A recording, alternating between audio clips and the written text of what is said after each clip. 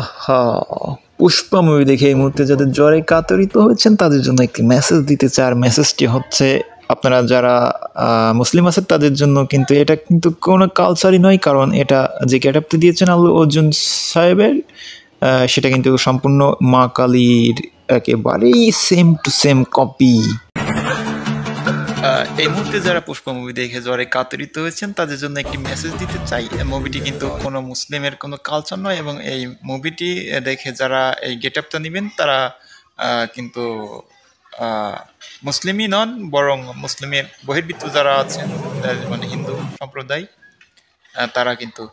আর পুষ্পা মুভিতে আল্লু অর্জুন সাহেবের যে গেটআপটি দিয়েছেন সেটা কিন্তু একেবারেই মা কালীর যে গেটআপ সেটা কিন্তু দেখা যাচ্ছে। তবে যারা মুসলিম আছেন মানে বিশেষ করে বাংলাদেশি যারা আছেন তাদের জন্য কিন্তু এই গেটআপটা কখনো দিবেন না আর কখনো মানাও